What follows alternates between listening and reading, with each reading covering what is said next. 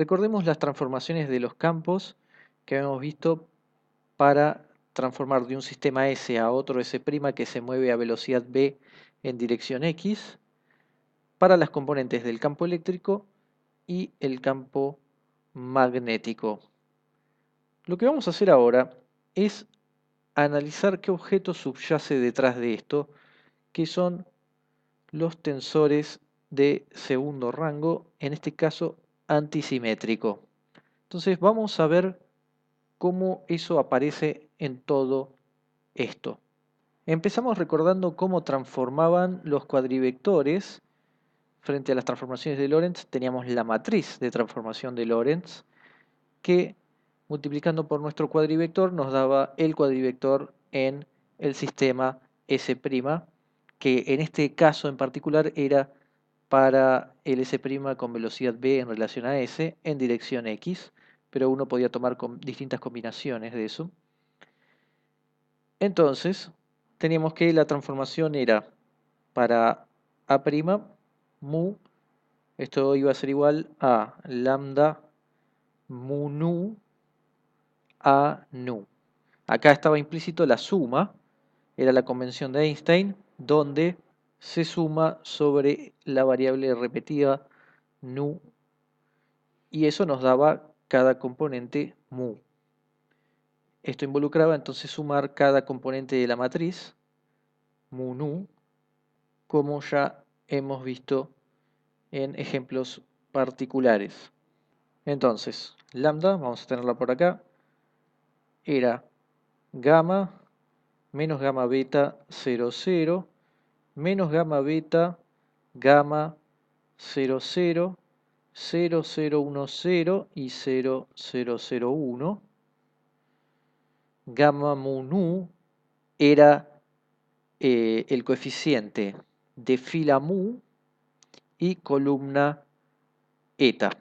De esa forma, por ejemplo, si tenemos lambda 1, 1, acá empezamos desde 0, así que 1, 1 sería fila 1, columna 1, es gamma.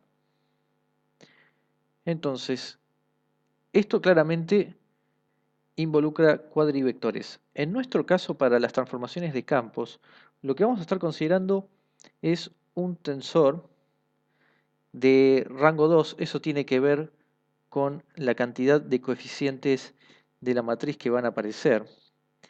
Vamos a escribirlo primero. El tensor va a ser T mu nu prima en este caso, porque la idea es la misma que con los cuadrivectores, pero acá van a aparecer dos veces esto. Eso significa que vamos a necesitar dos índices más, mu lambda y lambda nu sigma, T lambda sigma. Como mu nu, estos van a ser los valores del tensor, lo que significa es que vamos a tener que sumar dos veces, es decir, sobre dos variables, que son las que se repiten, lambda y sigma. Pero la idea sigue siendo la misma que con el cuadrivector. En ese sentido, si uno se olvida de los cuadrivectores y toma los vectores de tres coordenadas, si uno los escribe de esta forma, uno tendría un tensor de rango 1, ya que uno está poniendo nada más que una vez la matriz de transformaciones, y así en teoría uno se podría armar el tensor de rango n, siempre considerando la cantidad de índices que uno tiene. En nuestro caso vamos a tener en 4 dimensiones, cada una de estas variables tiene 4 posibles valores, por lo tanto T mu nu va a tener que tener 16 componentes. Tendremos T0, 0, T1, 0, T2, 0, T3, 0, todas las componentes que esperamos, de la misma forma que tiene una matriz. Pero es importante resaltar que lo que va a caracterizar un tensor es lo que dijimos antes, es cómo va a transformar. Y ahora vamos a caracterizar específico lo que nos interesa para las transformaciones de los campos. Vamos a nombrar dos tipos de tensores que nos van a interesar. Los tensores simétricos, primero, tienen la propiedad de que T mu nu es igual a T nu mu. Esto en la matriz significa que si acá tenemos la diagonal, todo lo de abajo tiene que ser igual a todo lo de arriba espejado, es decir, T10 va a ser igual a T01, T20 va a ser igual a T02, T30 va a ser igual a T03, y así con todos, y la diagonal no importa porque T00, T11, T22, acá da lo mismo, mu, nu, el orden es lo mismo, con lo cual eso significa que para caracterizar un tensor simétrico solo nos va a interesar los 4 del medio y los que tenemos acá, que son 1, 2, 3, 4, 5, 6. 6 más 4 son 10 componentes, las otras es simplemente poner lo mismo espejado o transpuesto si se quiere, pero a nosotros nos va a interesar el antisimétrico, que nos puede servir el simétrico como referencia. El antisimétrico va a ser T mu nu igual a menos T nu mu. ¿Qué va a hacer esto? Vamos a escribirlo primero. Tendremos 0, T01, T02, T03, menos T01, 0, T12, T13, menos T02, menos T12, 0, T23, y abajo de todo vamos a tener menos T03, menos T13, menos T23 y el 0. ¿Esto por qué es así? Primero, es parecido a lo simétrico, nada más que hay que poner un menos. Por eso es que ocurre esto que vemos acá, que tengan distintos signos los de arriba que los de abajo. Pero además, en el medio sí o sí tiene que ser 0 porque va a ser el único valor que sea igual a él mismo pero con un menos. Entonces vamos a ver cómo funciona esto que tenemos acá arriba. Por ejemplo, queremos ver cómo transforma una componente en particular como T'01. Según esta fórmula, esto tiene que ser lambda, y donde hay mu hay que poner un 0, y donde hay nu hay que poner un 1. Por lo tanto, acá este mu tiene que ir un 0, lambda lo dejamos igual, nu tenemos que poner un 1, sigma queda igual, t lambda sigma. Lambda sigma son las variables con las que hay que sumar, van a haber dos sumatorias. Es decir, que esto es una suma larga, pero podemos aprovechar que nosotros sabemos quién es lambda, es esta matriz que está acá, y que está llena de ceros por todos lados. Por ejemplo, lambda de 0, lambda minúscula, va a ser 0, salvo que lambda minúscula sea igual a 0 o 1. Vamos a verlo en la matriz. Esto es fila 0, la primera fila.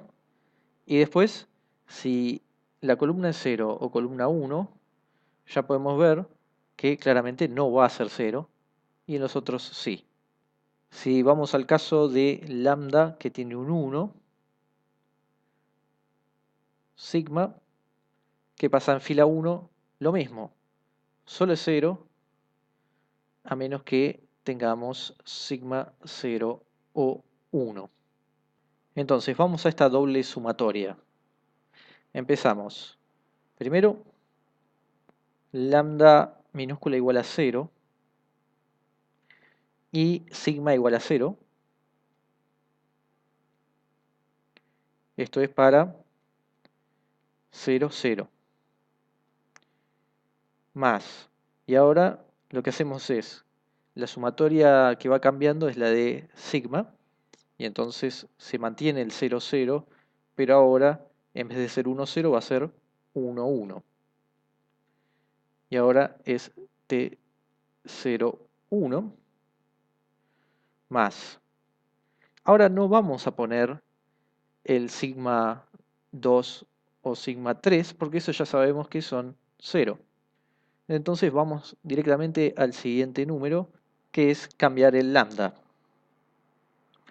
Ahora en vez de 0, lambda igual a 1. Y empezamos con sigma 0. Esto es T1, 0. Y nos queda lambda 0, 1, lambda 1, 1. Y esto es para T1, 1. Y los siguientes no los ponemos por la misma razón. Vuelven a ser 0 y después van a venir los que en lambda minúscula también van a ser 0. Así que finalmente nos quedan estos cuatro términos para cómo transforma de lo no primado a lo primado, justo para esta componente, la 0, 1. Ahora, a nosotros específicamente nos interesa cómo transforma el tensor antisimétrico. Y eso es una ventaja porque sabemos que, por ejemplo, T0, 0 y T1, 1 son iguales a 0 y que T1, 0 y T0, 1 tienen una relación donde uno es menos el otro. Con lo cual podemos escribir lo que teníamos de una forma más compacta.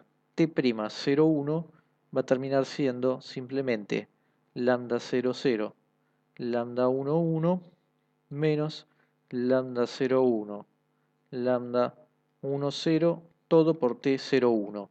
Simplemente porque acá le falta el T00. Esto era 0, esto era 0, quedaron estos dos, pero uno es menos el otro, así que simplemente cambiamos el signo y sacamos factor común. A su vez podemos traer quiénes son estas componentes. Son básicamente los cuatro que tenemos acá. El lambda 0, 0, lambda 1, 1, lambda 1, 0 y lambda 0, 1 es gamma y menos gamma beta. Nos va a quedar gamma cuadrado, porque estos son los dos que están en la diagonal, y después menos gamma beta cuadrado por T01. Ahora, recordemos que gamma es 1 sobre la raíz de 1 menos b cuadrado sobre c cuadrado. Al cuadrado va a quedar sin la raíz abajo. Beta era igual a b sobre c. Por lo tanto, ¿quién es gamma beta al cuadrado que tenemos ahí? Tiene que ser b cuadrado sobre c cuadrado, 1 sobre 1 menos b cuadrado c cuadrado. Esto es b cuadrado, c cuadrado menos b cuadrado. Entonces ahora hacemos la resta de lo que teníamos, gamma cuadrado menos gamma beta al cuadrado, es decir, esto, 1 menos b cuadrado c cuadrado, menos esto que lo podemos escribir como b cuadrado sobre c cuadrado, sacando factor común abajo c cuadrado, queda 1 menos b cuadrado c cuadrado. Por lo tanto,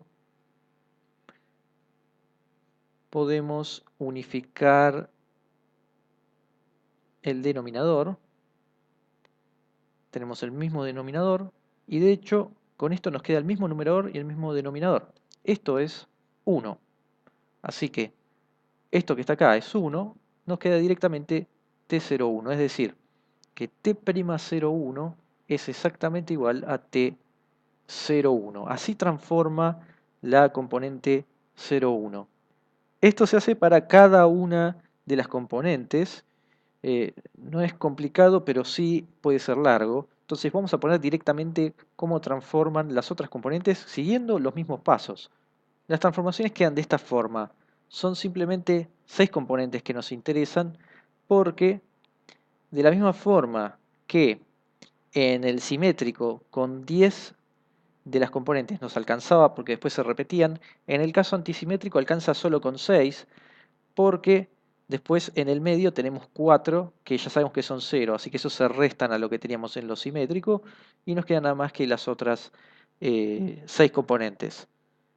Esas 6 componentes transforman de esta forma que vemos acá y hemos llegado a esto considerando un tensor de rango 2 antisimétrico donde nuestra transformación es la matriz de transformación de Lorentz en la dirección X.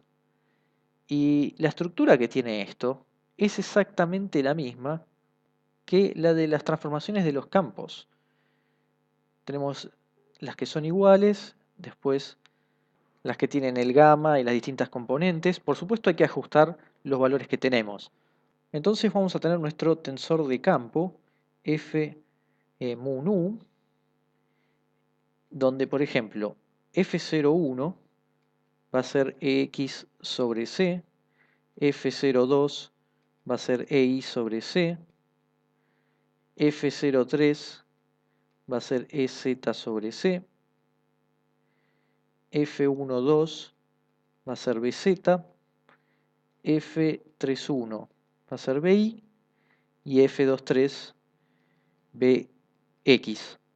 ¿Qué significa esto? Tomamos F01 y lo ponemos en el lugar de T01, EX sobre C, va a ocupar específicamente el lugar de T01 acá, y así con cada uno de los que tenemos, F02, F03, F12, F31, F23, completando así el tensor. Ponemos cada valor y queda de esta forma. Algunos también lo pueden escribir poniendo F01 en vez de X sobre C, poner directamente EX y después los campos magnéticos, las componentes quedan multiplicados por C, pero nos va a terminar dando lo mismo. A la hora de hacer las transformaciones, que haya dividido un C o no, no va a cambiar. Entonces lo que uno hace es comparar para poder adaptar las transformaciones a lo que nos quedó para el tensor antisimétrico. Por eso vemos que en algunos lados falta un sobre C y en el otro sobra un 1 sobre C. Por eso es que van a aparecer sobre todo estas componentes importantes que aparezca un factor C. Pero también podemos ver que no hay una única forma de hacerlo, porque esto que tenemos acá, gamma por algo menos B sobre C por otro algo, eso lo podemos hacer encajar con este o también con este que está acá. Independientemente de lo que decíamos del sobre C que aparezca o no, que esto es simplemente una igualdad. Ahí en ese caso nos va a dar una matriz distinta. G mu nu es el tensor dual, es parecido, tiene las componentes también que teníamos en el tensor de campo, pero ahora en estos bordes, en vez de que aparezca el campo eléctrico, está el campo magnético. De hecho, uno puede obtener la dual del tensor de campo simplemente haciendo la sustitución E sobre C por B y B por menos E sobre C. Pero siempre es importante aclarar, nos siguen generando las transformaciones de campos, estas que están acá. Esto es nada más que un mecanismo para llegar a lo mismo, y en ambos casos lo que nos permite es tener finalmente una sola entidad que contenga los campos eléctricos y magnéticos y las transformaciones. Y esto además contiene la relatividad.